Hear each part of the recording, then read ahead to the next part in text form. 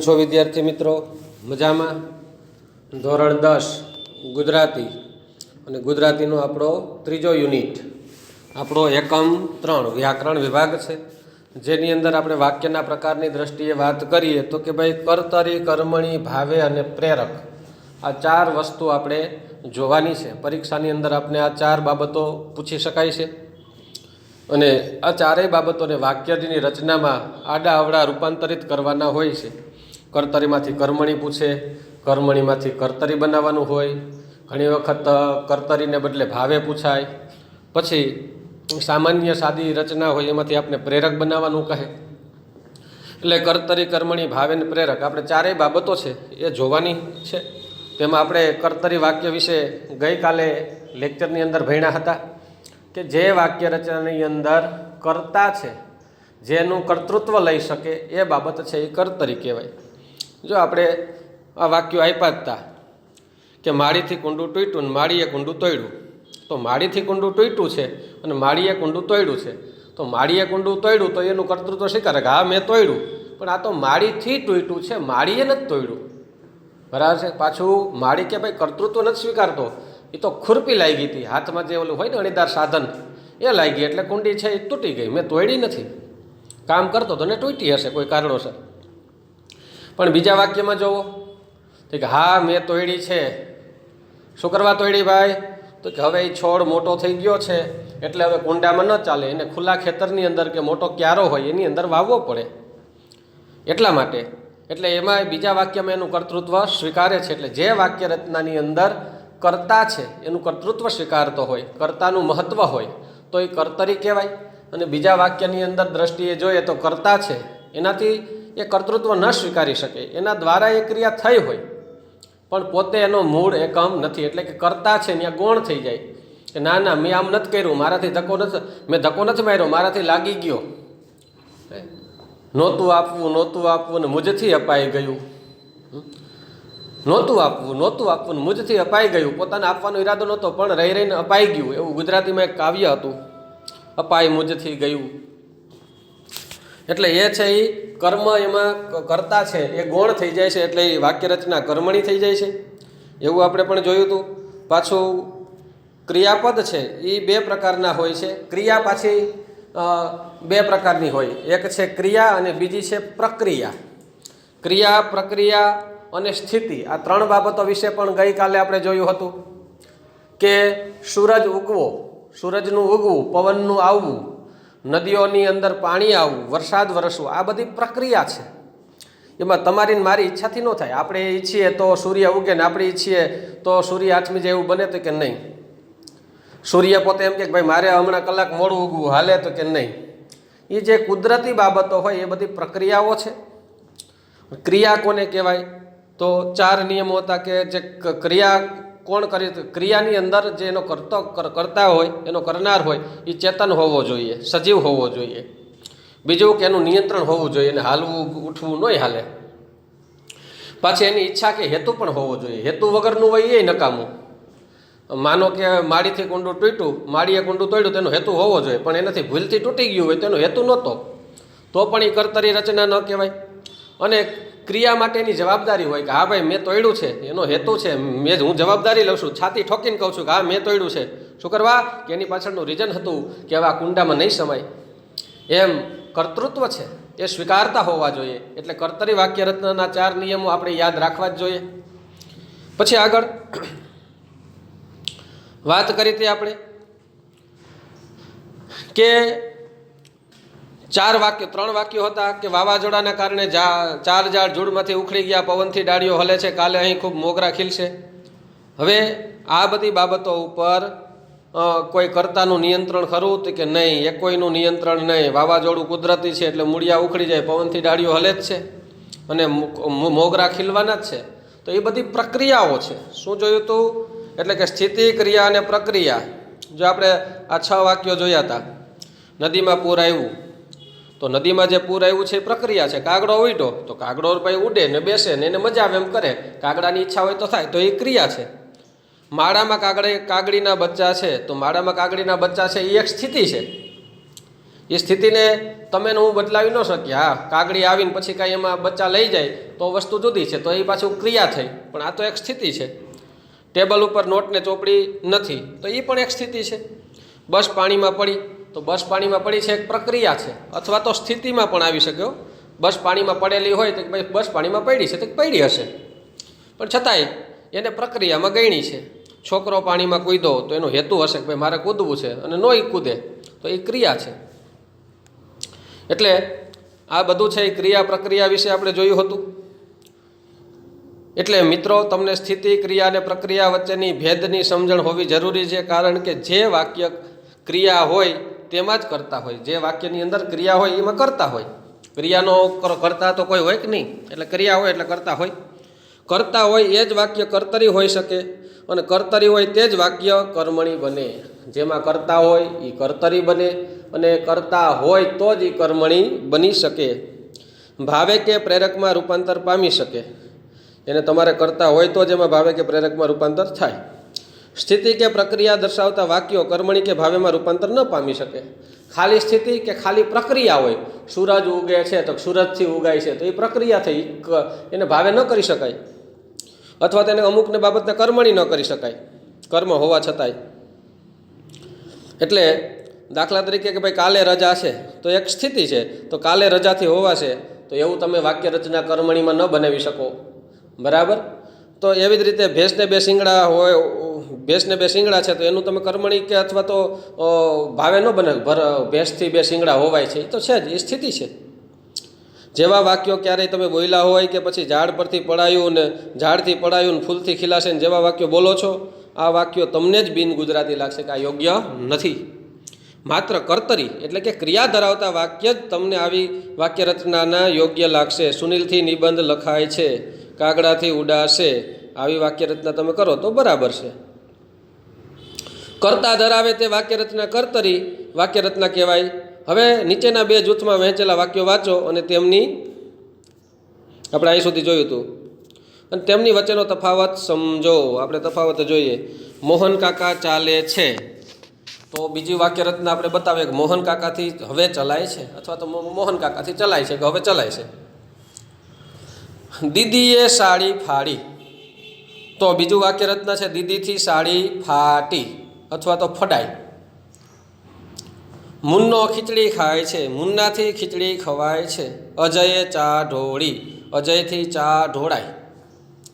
દેખીતી રીતે તમને ખ્યાલ આવશે કે વિભાગ અના વાક્યોમાંથી પ્રત્યય લાગ્યો, વિભાગ બના વાક્યો છે એમાંથી પ્રત્યય લાગ્યો છે. એમાં જો મોહન કાકા તો કે મોહન કાકાથી, દીદીએ તો કે દીદીથી, મુન્નો તો કે મુન્નાથી, અજયે તો કે અજયથી છે ને, તો થી પ્રત્યય લાગ્યો છે. તમે બંને જૂથના વાક્યો ફરીથી વાંચો અને આ રીતે કહેવાથી વાતના અર્થમાં શો ફેર પડ્યો તે સમજવાની કોશિશ કરો. જેમ કે મોહન કાકા ચાલે છે, એમાં સામાન્ય ક્રિયાનું નિરૂપણ છે, ચાલવું એ સામાન્ય ક્રિયા છે.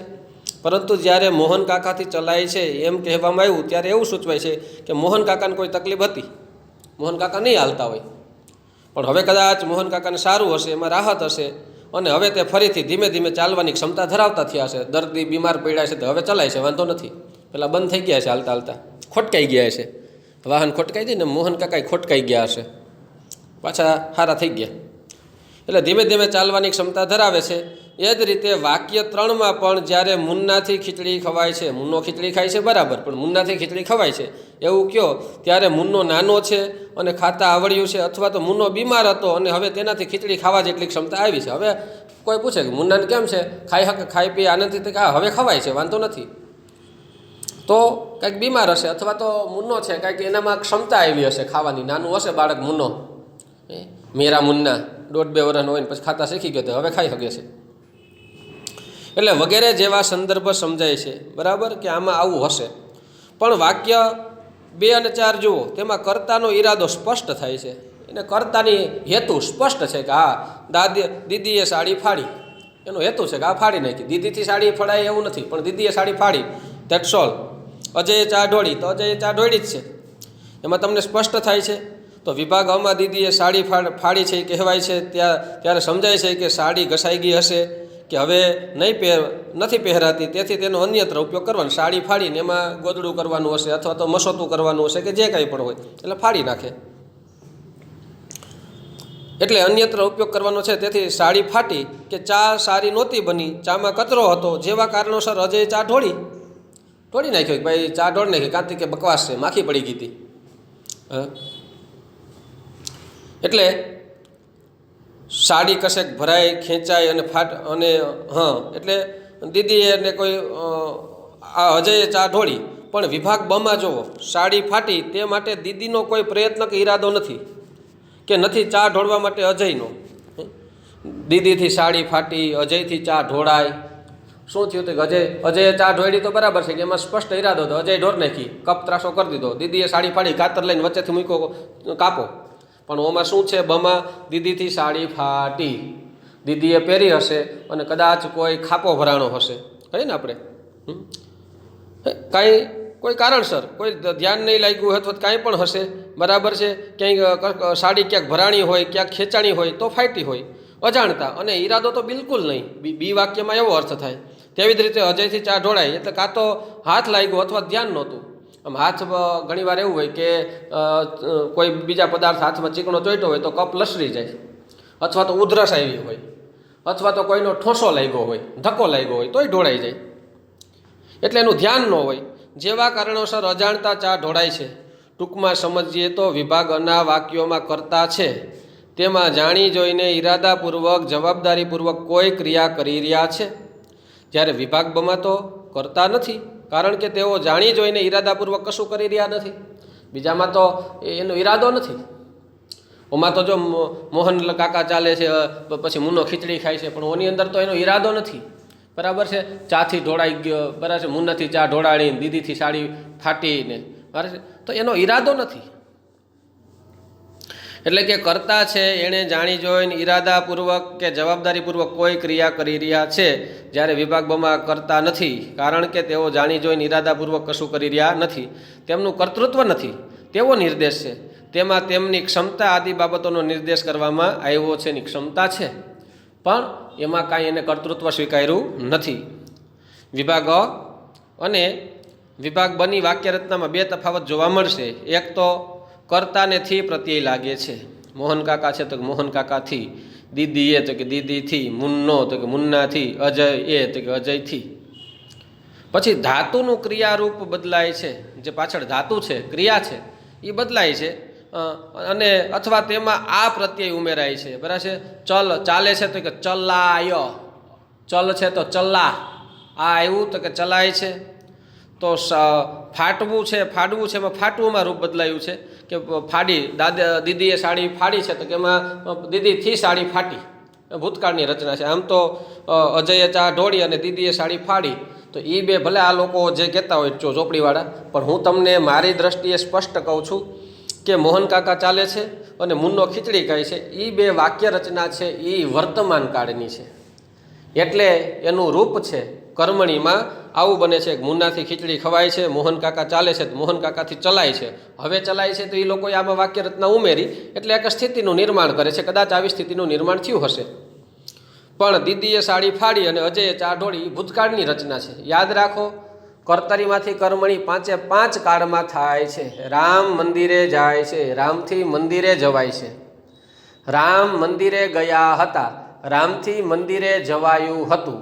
ભવિષ્યકાળની વાત કરીએ કે રામ મંદિરે જશે, તો ભવિષ્યનું પણ આપણે કર્મણી કરીએ કે રામથી મંદિરે જવાશે. પછી આ 3 કાળ થયા. પછી આજ્ઞાર્થ કાળ, રામ મંદિરે જાય તો એની પણ આજ્ઞાર્થ થાય, રામથી મંદિરે જવાય. પછી આપણે વાત કરીએ વિદ્યાર્થનું, રામે મંદિરે જવું જોઈએ, રામથી મંદિરે જવાવું જોઈએ. 5 કાળની અંદર વાક્ય રચના જો હું કહું છું, રામ મંદિરે જાય છે તો એનું કર્મણી થાય, રામથી મંદિરે જવાય છે.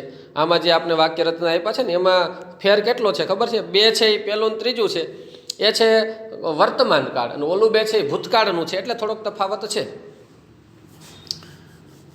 એટલે જે ભૂતકાળની ઘટના હતી તો હવે વર્તમાનમાં આવી સમીક્ષા છે, અને જ્યારે ભૂતકાળની ઘટના હતી તો એની અંદર જવાબદારી કે ભાઈ નથી, પણ આવી ભૂલ થઈ ગઈ હતી. એટલે ફાડવું, ફાટવામાં રૂપ બદલાયું છે. તો ચાલ, ચલા, ખાનું ખવા, ઢોળનું ઢોળા માં આ લાગ્યા બાદ કાળ, અવસ્થા, લિંગ અને વચન આદિ અન્ય પ્રત્યય લાગે છે. એ કાળ હોય કે પછી વચન હોય કે લિંગ હોય, સ્ત્રીલિંગ હોય.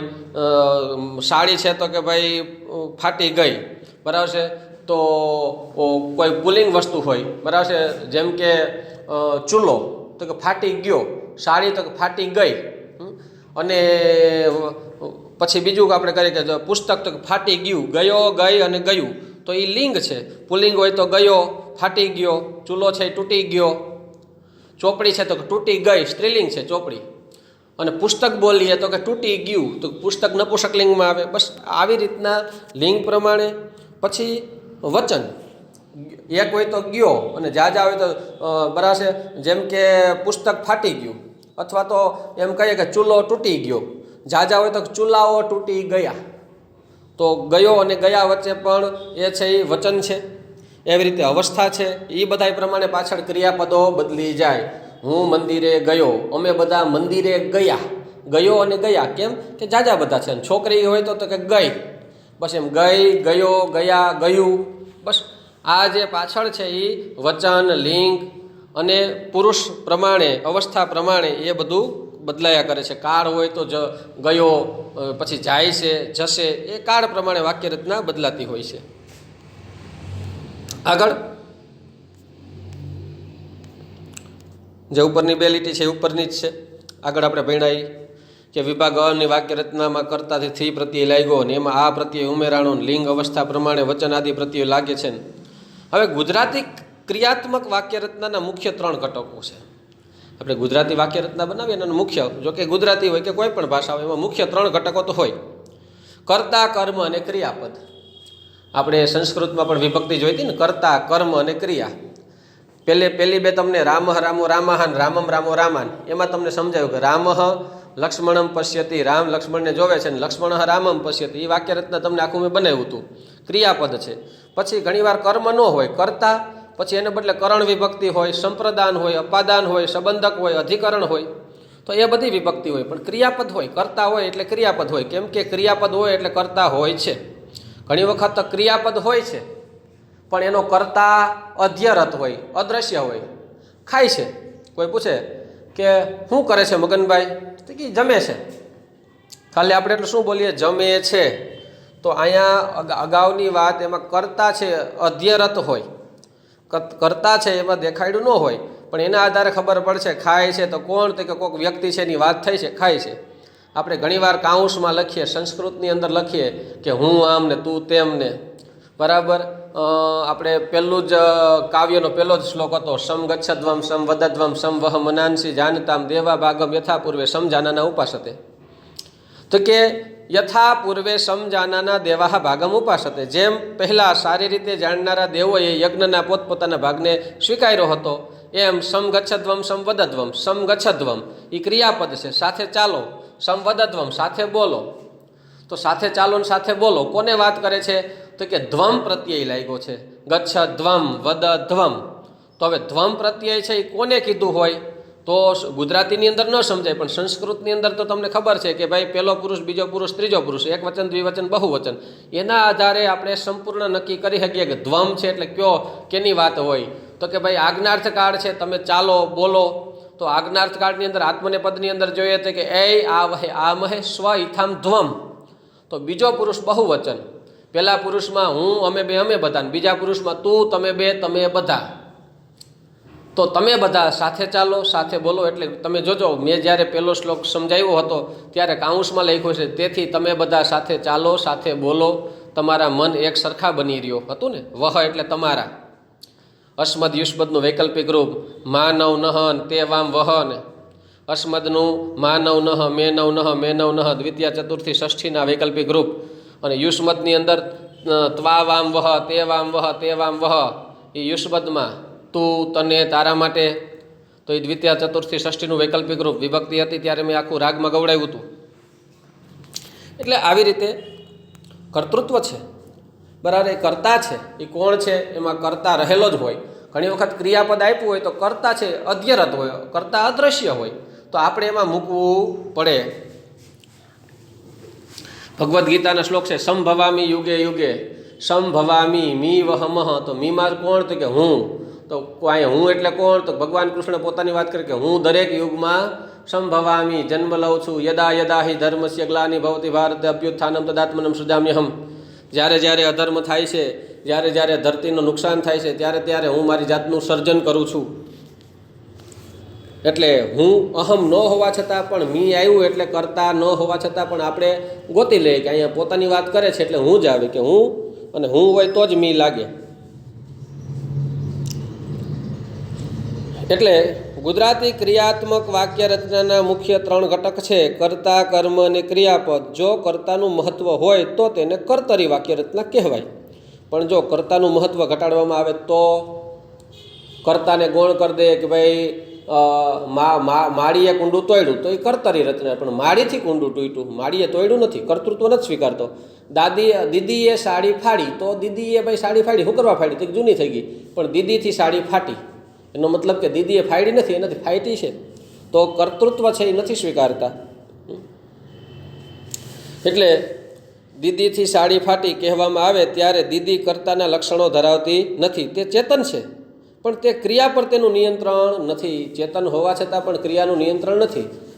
બાકી કોઈની માગેલી હાડી હોય 5000 વાળી, તો કોઈ ફાડી નાખે તો કે નહીં, પણ છતાંય ઘણીવાર ઓચિંતા બેસવા ગયા હોય, કોઈ બાજુમાં ખીલ્લી હોય, ક્યાંય ભરાણી હોય, અથવા તો કોઈ જલદ પદાર્થ અડી ગયો હોય, તો સાડી બગડી જાય અથવા તૂટી જાય, ગમે થાય, તો એનો પોતાનો ઈરાદો હોતો નથી. નિયંત્રણ ન હોય.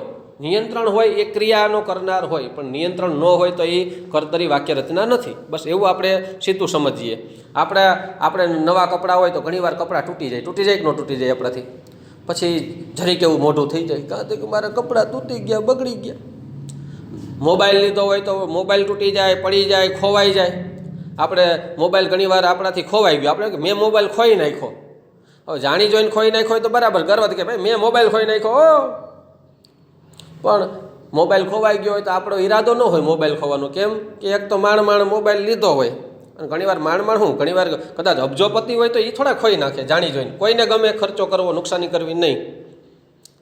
હા, એને એમ થાય કે આ મોબાઈલ હળી ગયો છે. પૈસાવાળા માણસો હોય અને એમ થાય કે ભાઈ આ દિવાલમાં કર્યો, એ ઘા કરીને ઘા કરે, કાં એટલે શું કર્યું, મેં તોડી નાખ્યો. પણ હાથમાંથી પડી ગયો ને તૂટી ગયો તો ભાઈ મારા હાથમાંથી પડી ગયો મોબાઈલ, મારાથી ભૂલથી તૂટી ગયો. એટલે એ કર્તૃત્વ નથી સ્વીકારતો, એટલે એ કર્તરી વાક્ય રચના નથી. બસ આવું આપણે સમજવાનું. આપણે ઈચ્છતા હોય અને થાય તો એ કર્તરી, પણ આપણી ઈચ્છા ન હોય, ભૂલથી અજાણતાથી એ ક્રિયાને બદલે પ્રક્રિયા થઈ ગઈ હોય તો એ કર્મની રચના છે. એમાં કર્તાનું મહત્ત્વ ઘટી જાય. બસ એવું જ આપણે સમજવાનું. એટલે ગુજરાતી વાક્ય રચનામાં મુખ્ય 3 ઘટક છે: કર્તા, કર્મ અને ક્રિયાપદ. જો કર્તાનું મહત્ત્વ હોય તો તેને કર્તરી વાક્ય રચના કહેવાય. પણ જો કર્તાનું મહત્ત્વ ઘટાડવામાં આવે તો, એટલે કે દીદીએ સાડી ફાડી એને બદલે દીદીથી સાડી ફાટી કહેવામાં આવે ત્યારે દીદી છે એ કર્તાના લક્ષણો ધરાવતી નથી. તે ચેતન છે પણ ક્રિયા ઉપર એનું નિયંત્રણ નથી. તે કરવા માટેનું કોઈ પ્રયોજન જ નહોતું કે ભાઈ મારે સાડી ફાડી નાખવી છે. એનો ઈરાદો નથી, તેની જવાબદારી પણ નથી. તેથી દીદીનું કર્તા તરીકેનું મહત્ત્વ રહેતું નથી. જો વાક્યમાં કર્તાનું મહત્ત્વ ઘટે તો કર્મનું મહત્ત્વ દેખાય. કર્તાનું મહત્ત્વ ઘટશે તો જ આપણે કહીએ ને, જે વાક્ય રચનામાં કર્તાનો ભાવ મુખ્ય રહેલો હોય કર્તરી, જે વાક્ય રચનામાં કર્મનો મહત્ત્વનો ભાવ હોય, પણ કયો ભાવ? તો કે ક્રિયા કરવાનો ભાવ. આમાં વાક્ય રચનામાં ક્રિયાનો કરનાર કરતા કે આ ભાઈ મેં મોબાઈલ તોડ્યો છે, આ ભાઈ મેં સાડી ફાડી છે, આ ભાઈ મેં ચાની રકેબી દોડી છે, આ ભાઈ માળી કહે છે કે મેં કુંડું તોડ્યું છે, તો કર્તરી છે. પણ માળીથી કુંડું તૂટ્યું, દીદીથી સાડી ફાટી, ચેતને ચા ઢોળી, રમેશે ચા ઢોળી, તો રમેશ વડે ચા ઢોળાઈ, તો આવી બધી બાબતો છે. તો એની અંદર કર્તા છે એ હેતુ હોતો નથી, એનાથી થયું છે, એણે પોતે નથી કર્યું. એટલે દીદીનું કર્તા તરીકેનું મહત્ત્વ રહેતું નથી. જો વાક્યમાં કર્તાનું મહત્ત્વ ઘટે તો કર્મનું મહત્ત્વ દેખાય. ચોખ્ખી વાત છે, કર્તા ઘટે તો કર્મનું મહત્ત્વ વધે. પણ તમને ખબર છે કે ગુજરાતી ભાષામાં 2 પ્રકારના ક્રિયાપદો છે. હા, કર્તા અને કર્મ બરાબર છે, પણ ક્રિયાપદ પણ એવા હોય છે કે જે 2 પ્રકારના છે. એક છે સકર્મક અને બીજું છે અકર્મક. સકર્મક અને અકર્મક. સકર્મક એટલે શું ખબર છે? જે તમે ક્રિયા કરો ને તેમાં ફરજિયાત કર્મ જોઈએ. અને ઘણીવાર એવું હોય છે કે તમે ક્રિયા કરો ને તો એમાં જે કાંઈ પણ કર્મની જરૂર ન પડે. સૂવું તેમાં પાસે કે હું સૂઈ ગયો, તો કોઈ પૂછે તું શું સૂઈ ગયો, તો કે નહીં, પણ એમ કે મેં વાંચ્યું, તો કોઈ પૂછે શું વાંચ્યું, તો કે મેં બુક વાંચી. તો જે વાંચવું, બુક વાંચવું એ ક્રિયા છે, પણ શું વાંચવું, તો કે બુક વાંચી. તમે એમ કહો કે ભાઈ હું સૂઈ ગયો, કે હું સૂઈ ગઈ, છોકરી હોય તેમ કે સૂઈ ગઈ, પણ કોઈ પૂછે તું શું સૂઈ ગઈ, હા એમ પૂછે, હા શું સૂઈ ગઈ એટલે શું કામ સૂઈ ગઈ, શા માટે સૂઈ ગઈ, એ બરાબર છે, એનો હેતુ છે એ પૂછે ખરા, પણ શું વાંચ્યું તો એ કર્મ છે. લાડવો ખાધો, બરાબર છે, તો એમાં ખાવું છે એ ક્રિયા છે, પણ લાડવો ખાવાની ક્રિયા છે તો કે તમે એક કર્મ છે એ તમે કરી શકો. તમે ઊભા થવું, તો કેમ કે ભાઈ ઊભો થયો, કોણ ઊભો થયો, એમ નથી શું ઊભો થયો, હા શિક્ષક પૂછે કોઈ ઊભા થાય, કેમ ભાઈ ઊભો થયો, શું ઊભો થયો, તો કંઈક હેતુ ખરા, પણ કર્મ નહીં. કંઈક હેતુ માટે કે સર બરાબર, કોઈ વિદ્યાર્થી ચાલુ ક્લાસે ઊભો થાય, ભાઈ શું ઊભો થયો, તો શું કામ છે, તો સર મારે છે ને ગળુમાં ઉધરસ આવે છે, પાણી પી આવું, તો એ હેતુ છે, કર્મ નથી. સમજાય છે? એટલે સકર્મક અને અકર્મક એવા બે પ્રકારના ધાતુઓ છે. સકર્મક ધાતુમાં તો કર્મ હોય તો કર્મનું મહત્વ દેખાય. સકર્મક ધાતુ છે તેમાં કર્મ હોય તો કર્મનું મહત્વ દેખાય, પણ અકર્મમાં તો કર્મ જ નથી હોતું, તો શેનું મહત્વ દેખાય? વાક્ય રચના છે, ક્રિયા છે, એ જ અકર્મક છે. સકર્મક હોય બરાબર છે, ચોપડી વાંચી, લાડવો ખાધો, પછી બાઇકને ધોવાની ક્રિયા છે, પણ બાઇકને ધોવાની ક્રિયા છે, તો એની અંદર કંઈક કર્મ છે. પણ અમુક તો અકર્મક જ ધાતુ છે, તો એમાં કર્મ જ નથી હોતું, તો શેનું મહત્વ દેખાય? આગળ આપણે અભ્યાસ કર્યો છે, પરંતુ અહીં ફરીથી જોઈ લઈએ કે કર્મ એટલે કર્તાની ક્રિયા જેને આધારે દેખાય. કર્મ એટલે કે કર્તા જે ક્રિયા કરતો હોય ને એના આધારે દેખાય. કર્તાની ક્રિયાનું પરિણામ જેમાં દેખાય, કર્તાને જે ક્રિયા કરી હોય તેનું પરિણામ એને દેખાય. ક્રિયા થતાં અથવા પત્યા પછી જે પદાર્થમાં ફેરફાર દેખાય. ક્રિયા તમે એમ કે બાઇક ધોઈ, પછી ધોયા પછી પૂછો ભાઈ ક્યાં ધોઈ, બતાવી જઈએ, તો કે એવી ને એવી ગંધારી છે, તે ક્યાં ધોઈ? સમજાય છે? તો એ કર્મ, એમાં કર્મ છે, એનું રજૂઆત. ભાઈ પુસ્તક વાંચ્યું, લાવ પૂછું તને 4 પ્રશ્ન, શું વાંચ્યું, તો કે ખાલી સમજતા નજર ફેરવી, તો કે નહીં નજર ફેરવવી નહીં, વાંચવું જોઈએ. તો એ કર્મ કાંઈક કર્યું હોય તો એ કર્મ દેખાવું તો જોઈએ ને. તમે એમ કહો સૂઈ ગયા, તો કે ક્યાં સૂઈ ગયા? હા પછી એની અવસ્થા હોય કે સૂવું એ અવસ્થા છે, ઊભું થવું એ અવસ્થા છે. સમજાય છે? એ અકર્મક છે. એટલે જે વસ્તુ પૈતા પછી જે પદાર્થમાં ફેરફાર દેખાય તે કર્મ. જેમ કે લેવું, મૂકવું વગેરે ક્રિયા જે પદાર્થના આધારે દેખાય. તમે જે પદાર્થ હોય તો લીધીને મૂકી, તો ક્યાં મૂકી, શું મૂકી, તો કે ભાઈ નોટ, પેન, ચોપડી વસ્તુ. નોટ તો કે લીધી, પેન તો કે મૂકી, અથવા ચોપડી તો કે મેં મૂકી છે, ક્યાં મૂકી, તો જોમાં પડી. તો તમે જે વસ્તુને કર્મ કર્યું છે એ ત્યાં હોવું જોઈએ. કે ચોપડી કે વસ્તુ તેનું કર્મ છે. અથવા તો વાંચવું, સાંભળવું વગેરે જે વસ્તુઓને આધારે થાય તે જવાબ, ગીત વગેરે તે ક્રિયાઓનું કર્મ છે. જેમ કે જવાબ સાંભળો, અથવા તો ગીત સાંભળ્યું, જવાબ વાંચ્યો, એ બધું છે એ ક્રિયાઓનું કર્મ છે. પણ દોરવું, દળવું વગેરેમાં ચિત્ર, લોટ આદિ ક્રિયા પછી દેખાય તે વસ્તુ એટલે કે ક્રિયાનું કર્મ છે. જેમ કે દોરવું તો શું, તો કે ચિત્ર, દળવું તો કે શું, તો કે લોટ. એ બધી જે તમે ક્રિયા કરો, કે ચિત્ર દોર્યું તો બતાવ, ક્યાં ચિત્ર, તો કે આર્યું. દળ્યો છે શું, તો કે લોટ, તો કે બતાવ હાલ આર્યો, જો ભૂકો રહ્યો લોટ.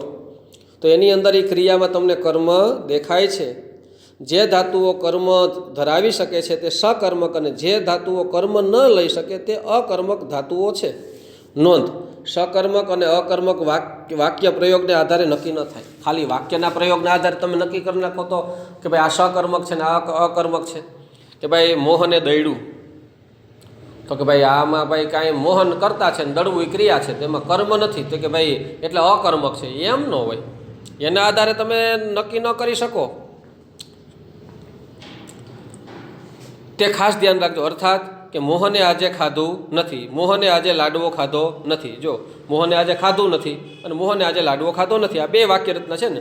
તો અહીં વાક્ય અમાં શું કહે છે કે કર્મનો ઉલ્લેખ નથી. મોહને આજે ખાધું નથી, પણ મોહને શું નથી ખાધું, તો કે લાડવો નથી ખાધો, તો કે ભાઈ કર્મ નથી પહેલાં વાક્યમાં. અને વાક્ય બ છે એમાં કર્મનો ઉલ્લેખ છે, મોહને લાડવો ખાધો નથી. તો તેથી વાક્ય અને અકર્મક કહી ન શકાય કે ભાઈ એમાં કર્મ નથી એટલે અકર્મક છે. આ તો કર્તા અને કર્મ બરાબર છે, પણ અહીંયા ક્રિયાપદની વાક્ય રચના છે. ક્રિયાપદની વાત છે. ક્રિયાપદ અકર્મક કે સકર્મક છે એની. સકર્મક એટલે જે ધાતુના મુખ્ય ઘટકોમાં કર્મનો સમાવેશ થાય, એ ધાતુઓ છે, ક્રિયા છે, એના મુખ્ય ઘટક છે, એની અંદર એનો સમાવેશ થતો હોય.